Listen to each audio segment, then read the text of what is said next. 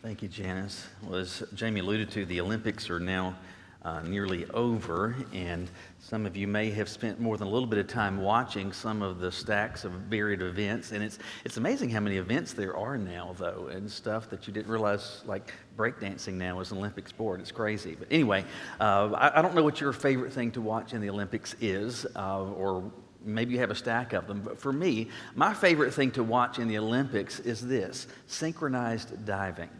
I don't know if you've seen that, but synchronized diving absolutely amazes me. And it's not because I am a diver, though I might be confused with one sometimes. But some of you are picturing me in that bathing suit now, and I just ruined your lunch.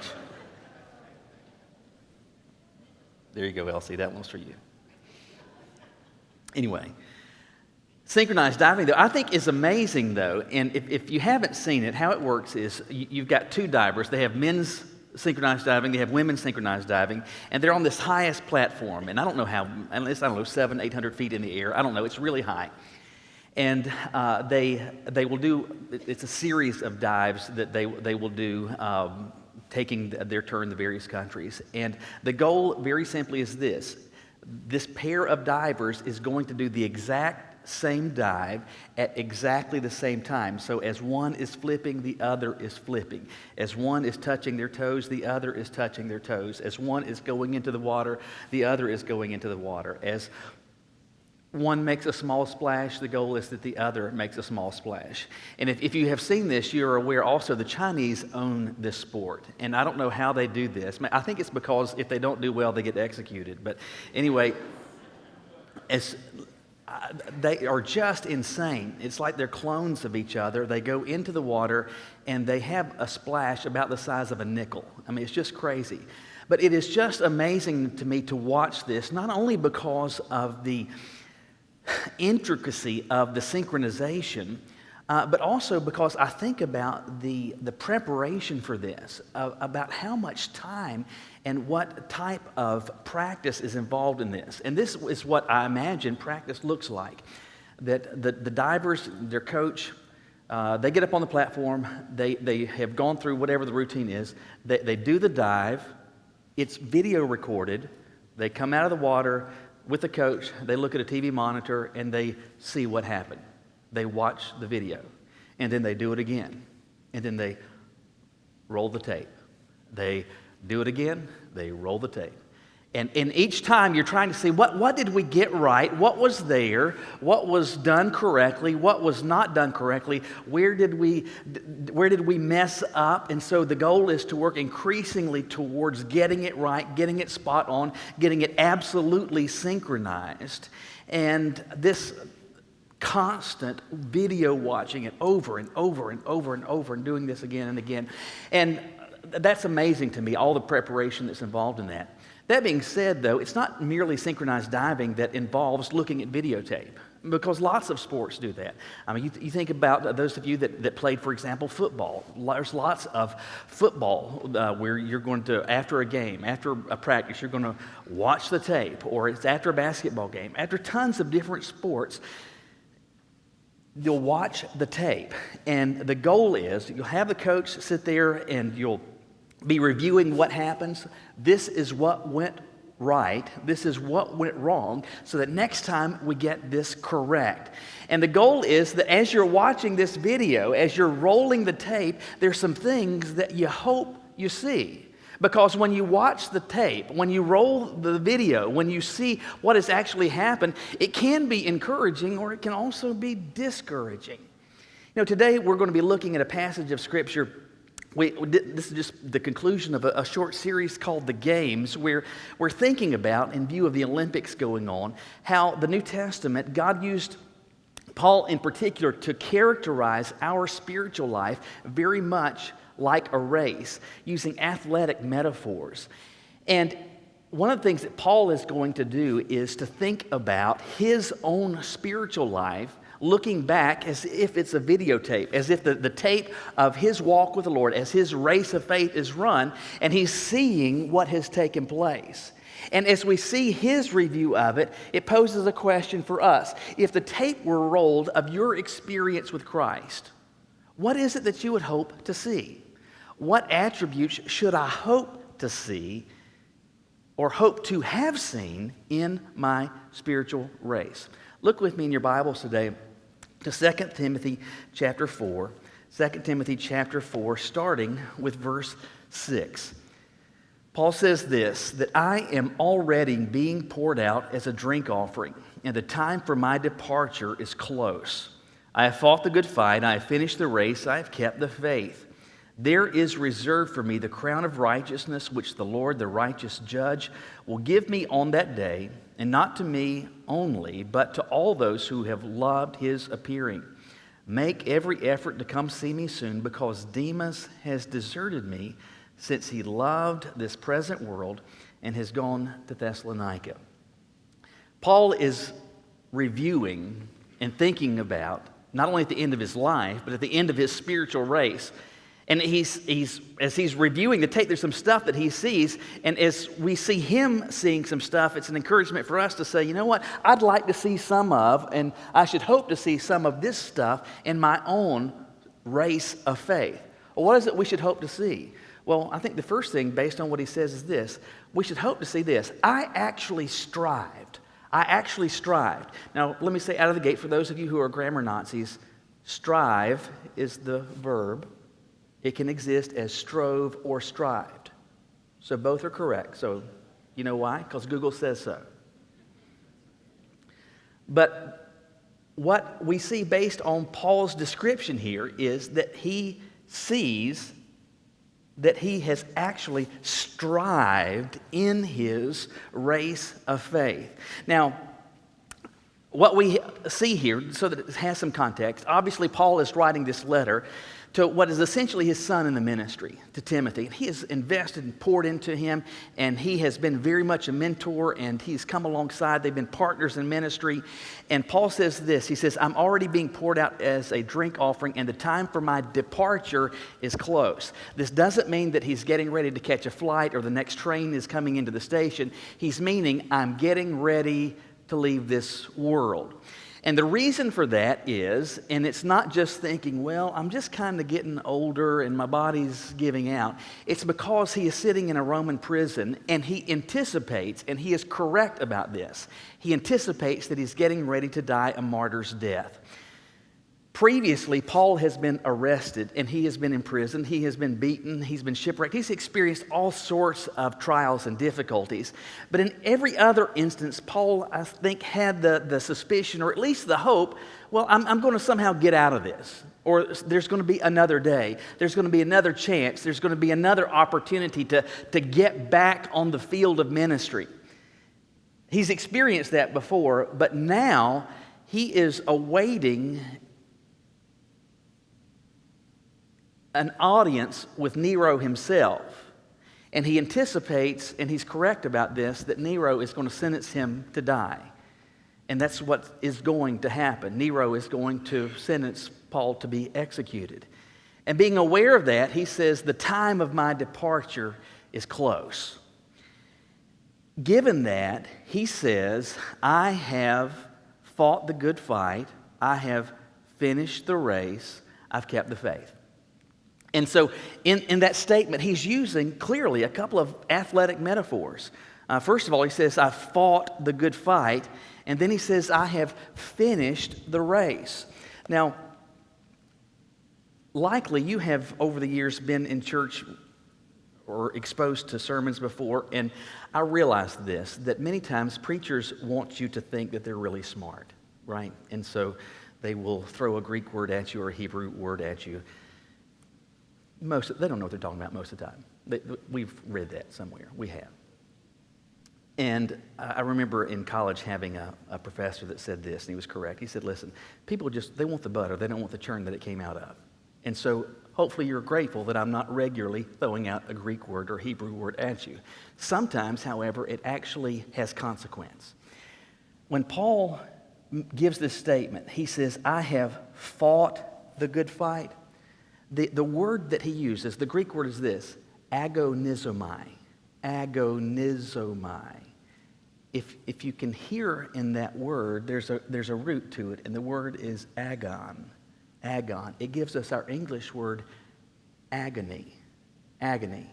It conveys the idea of striving, and the emphasis is on the intensity of the effort. And so Paul is thinking about not merely his life, but beyond that, his relationship with Christ as a follower of Jesus. And he says, I have agonizomai about that, which is to say, I have agonized about it. I have not just dabbled at this. Like, for example, sometimes we will say, with respect to a decision, I agonized about it. Does that mean that you were, well, I don't know, should I wear the blue socks or the black socks? You don't agonize over that decision. Should we move here? Should we move there? Should I get married? Should I not? The big decisions, we agonize over those. And that's what Paul is saying with respect to the faith. He says, I have agonized over this. What does that mean? What does that look like? Let me explain it this way. I have never been lean or lanky in my life. There have been seasons of time I have been more or less skinny, but never particularly lean. Generally, most of the time built somewhat like a fire hydrant. And even though that has been the case, and I don't mean this in a braggadocious way, it's just been accurate, I have, given my size and shape, been unusually fast in terms of running for my size. You may be surprised about that, but it is true. It is true. And those that have known me for a long time can attest to that. It is perhaps shockingly true. And so a number of years ago, we were down at the beach. In fact, for a long time, we've been going with a long-time group of friends to the beach, oftentimes around Memorial Day. And one of the guys said something about me and about, I don't know how fat I was or something, and alluded to the fact that I used to be able to run real fast. And one of the other guys that had married into this group said, you can run fast. I don't believe that. Because he's thinking I was like Kool-Aid busting through a wall or something. I don't know. He said, no, he could run fast. Oh, I don't believe it. I don't believe it. Oh, and so he says to me, you got to race him. Well, I don't want to race him. Oh, come on. And so they keep coaxing me, prodding me. Let's race. All right, so I get myself up. Now here, I can't run long distances. Never could. Like from like here to the table. From here to the mailbox, that short distances, I could do those really fast. Anyway, so we have a starting line, and there's a finish line. And so somebody is going to wave their arms, and so we take off. And I'm doing what I have always done, which is I'm running. It looks like the opening credits to Baywatch.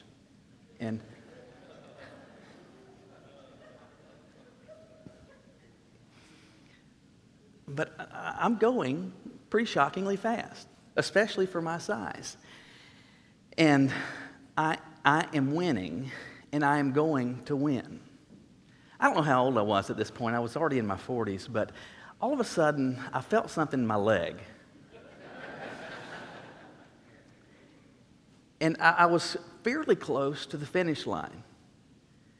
And I just stopped. And then I headed over back to my chair and was out of breath for the next 45 minutes. And my friend Alan said, you were right there. Why didn't you finish? Oh, my leg hurt. Well, I know it hurt. Well, you were right there. Well, my leg hurt. Yeah, but my leg hurt, so I just stopped. Listen, whatever that was, that is not agonizing. It's saying I got some pushback, there was a little bit of difficulty, and so I just said, eh. Can we be honest in saying, and I am concerned about this, there is what I believe to be an epidemic demonstration of nominal which is to say, name only, word only following of Jesus. Where people say, listen, I'm with you on that. I want that heaven part. I'll say that prayer. I'll do that baptistry thing. I'll do that. But the least little difficulty, the first time there is some pushback, the first time there is some difficulty, when Christ imposes some sort of demand on us, we're like, I'm going to head over to the chair. Paul says, as I look back on my relationship with Christ, it is one that is characterized by struggle. As I look back on my relationship with Him, in fact, he characterizes it in 2 Corinthians chapter 11. He says this, 5 times I received 40 lashes minus 1 from the Jews. 3 times I was beaten with rods. Once I received a stoning. 3 times I was shipwrecked. I've spent a night and a day in the open sea. On frequent journeys I faced dangers from the rivers, dangers from robbers, dangers from my own people, dangers from Gentiles, dangers in the city, dangers in the wilderness, dangers at sea, dangers among false brothers, toil and hardship, many sleepless nights, hunger and thirst, often without food, cold and without clothing, not to mention other things. There is the daily pressure on me for my concern for all the churches. And what does he say? In view of all of that, looking back, I kept running.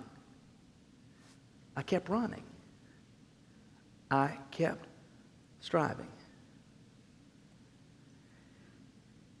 If you are someone that says, I've got a relationship with Jesus, and that is correct, and you were sincere about that, if the tape is rolled, there's some stuff that we ought to hope to see. Paul is near the end. He knows it. And listen to this. Paul doesn't say, I was perfect. Paul doesn't say, I never stumbled. Paul doesn't say, I never messed up. He doesn't say, I never made a wrong decision. But he says, I finished the race. I kept going. There was opposition. There was pushback, there was difficulty, there was adversity, there was sacrifice that was required, but I kept going. I actually strived. Listen, as God helps me, as God helps you, look at the video of your relationship with Him. And I believe prayerfully, if we're serious about that, He'll help us see things as they are. It may be uncomfortable. It may be encouraging. But one of the things that we should really hope to see is that attribute. I actually strived. But the other thing that Paul describes is this. I was thinking generationally. I was thinking generationally. Paul has said that he's fought the good fight. He says he's finished the race. But then he says also, I have kept the faith. I have kept the faith. Now, likely, if you're reading that, when you think about keeping or kept, most of the time, we, at least with respect to how we tend to use that word, you think about holding on to it as in not letting go. And you might think that what Paul is seeking to communicate is, with respect to my faith, that I held on to it and that I held on to Jesus' hand and that my salvation that once granted to me, I held on to it, I have kept it, and started following and never ever let go. I don't believe that's actually the thought that Paul is seeking to communicate because, again, of the word that he actually uses. The word that he uses is the same one that's used in Matthew 27, used to describe the guards that guarded, or the soldiers that were guarding Jesus on the cross. It's the same word used in Acts chapter 12 where Peter was in prison between 2 soldiers. And it says that there were sentries at the front gate of the prison that were guarding the prison. It's a word that frequently meant to guard, or oftentimes it was a word used to describe keeping with the intent on future use. It's the same word that was used in John chapter 2 where you have Jesus at the wedding of Cana of Galilee. So you remember Jesus, they've run out of wine. Jesus turns water into wine. And you remember the host of this wedding feast, this celebration, says, man, this is amazing. Most of the time, people bring out the good stuff, the really good wine at the beginning. And then as it wears on, they bring out the cheap stuff. But you have kept the good stuff for the last, which is to say that you held on to for future use It's the same word. If you take those concepts and plug it back into what Paul is saying here, this is what I believe he is seeking to communicate. As someone that has a relationship with the Lord, that relationship, that gospel knowledge, that truth about Jesus is something that I have guarded, and I have guarded it for future use. I believe very simply that Paul was thinking generationally. Now, what does that mean? Let me illustrate it this way. I know that I've been your pastor now for almost 14 years. It's hard to believe. And in that time, you have noticed that I have a few odd characteristics. Just like a couple of them. One of the things that's true of me, and I don't really have an explanation for this, but I have always been intrigued by the funeral business. I don't really know why, but it's kind of interesting to me. And because of that, on Facebook, I follow a few funeral groups. And so, like, I'll see antique embalming equipment and just all kinds of crazy stuff. It's kind of interesting to me. Anyway, the other day, I saw this ad. It was from 1955 from the Wilbert Vault Company. Now, if you don't know what a vault is, so if you take a casket and you're going to go bury it in the cemetery, typically it's going to go, most cemeteries require a vault. Most of the time it's made out of concrete, and the casket goes in that vault, has a lid, and then that's what's in the ground, and then all of that's covered. So 1955, Wilbert Vault Company has this ad, and it was in magazines. I don't really know what magazines you'd put a vault ad in. Anyway, but this ad said this: scientifically united thick precast asphalt liner for moisture resistance with reinforced concrete for strength, providing the ultimate in peace of mind protection. Not only that, but it was backed by a $500 warranty. So I'm seeing this, and I have a couple of questions. One is this: honestly, why are we really worried about water getting into a casket? Truly. I mean, like, if you can figure out how to reverse embalming, then we might need to figure out how to keep water out. But until then, does it really matter? Secondly, peace of mind protection. Who is, like, up at night worrying about this? And the third thought is this: that $500 warranty, did anybody, why did they make it $1 billion? Because, I mean, like, who was actually going to know? I want you to dig that hole. I want to see if I might get my $500 back. I mean, who would actually know if water got into the grave? But it's kind of crazy to me. But it's interesting to me, all the stuff that we do with respect to funerals and graves and all this stuff. And every generation and every culture we have these traditions that are surrounding this. But the reality is this: that you and I have a lifespan. Sooner or later, my time, your time, our time is going to end here. That being said, consider this thought. Short of you achieving some measure of historic fame or infamy, in 100 years, no one alive will know anything about you.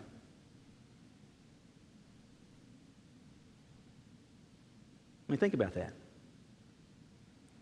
Unless you do something remarkably historically good or remarkably historically bad, in 100 years, nobody, no one will actually know anything of consequence about you.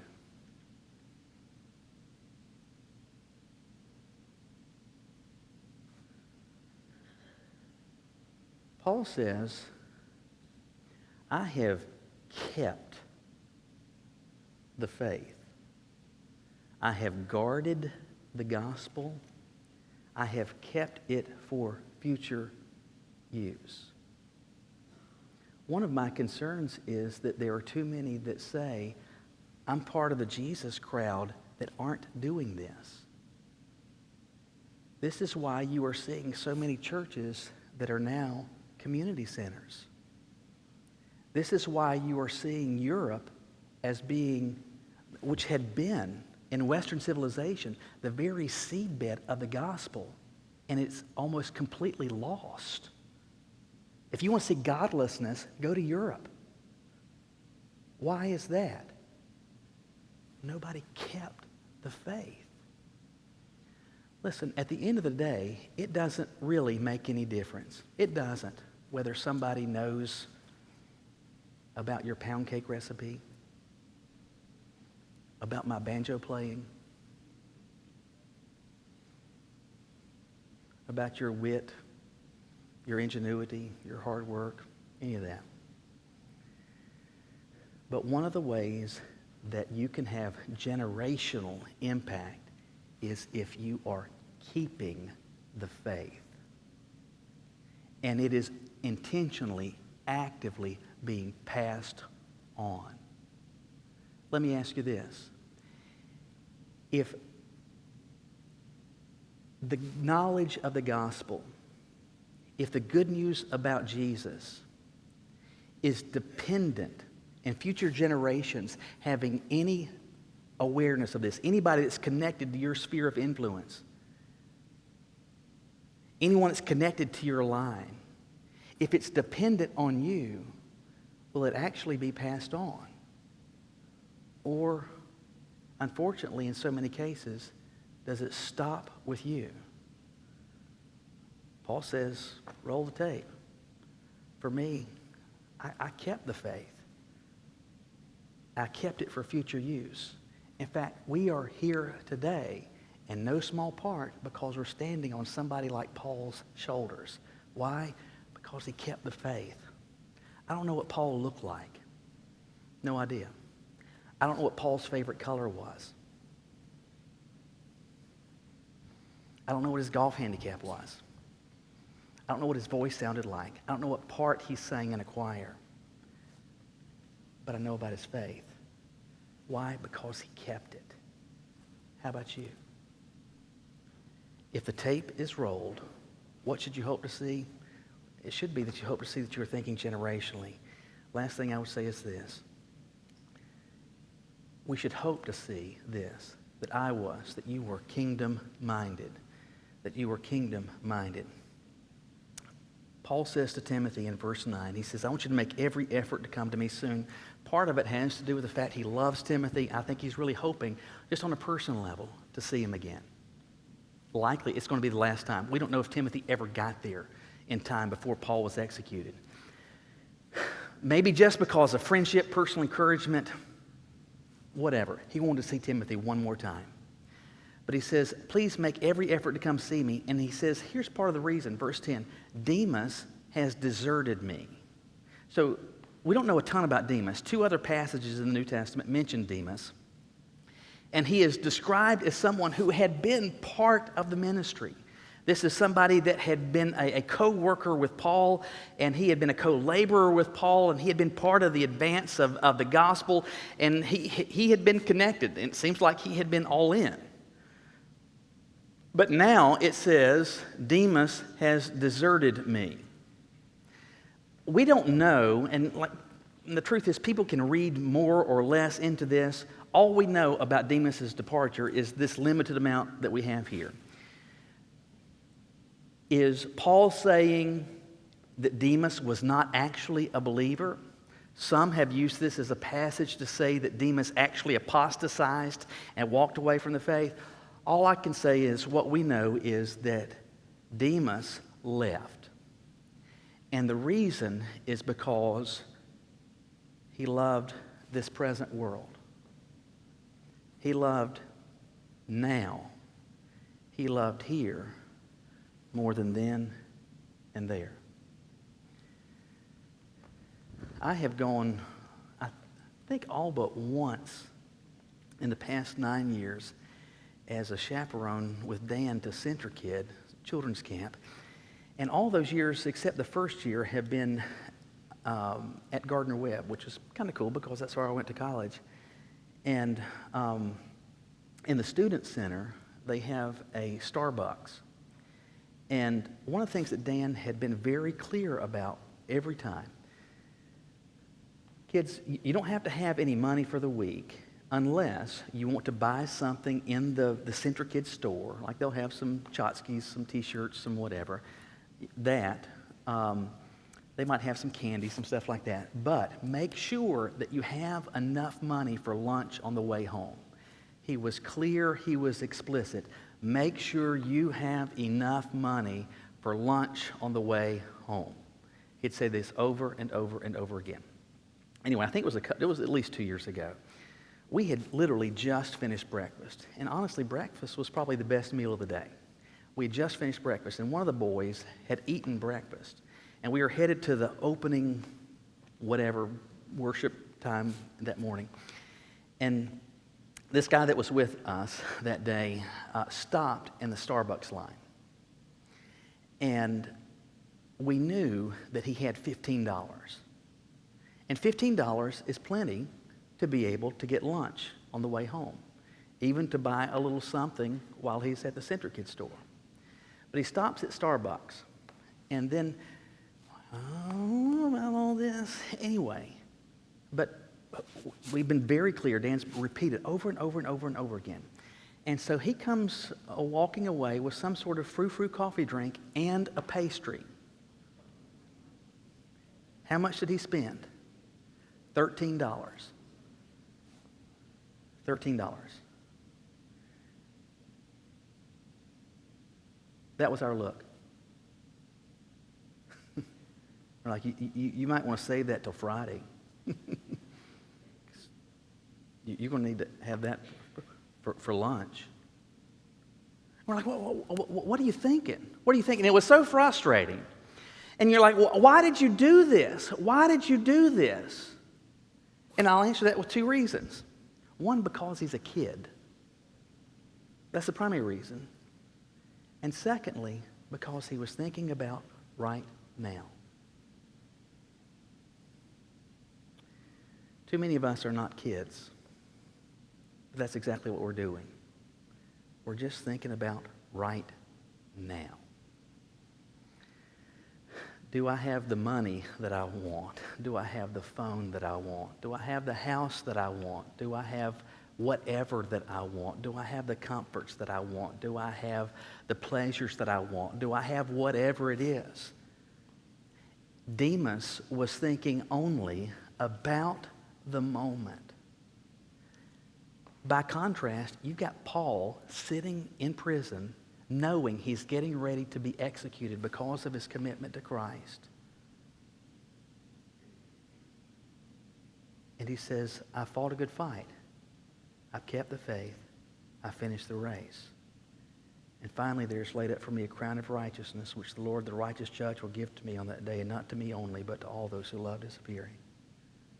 But as for Demas, he loved this present world. Paul was saying, as he's reviewing the tape, I wasn't thinking about now and here. I was thinking about then and there. Listen, in ways that I never could, God can help you see what your walk looks like. He can help you roll the tape in ways that I never could. So my question very simply is this. As the tape is rolled, what are you seeing? I ask that question, and we roll the tape because of this. Coaches want you to see what is done, what has been done, so that changes, so that adjustments can be made. Listen, if you're still here, the clock is still going. There's time to make some changes. The question is, will you? You bow your heads with me?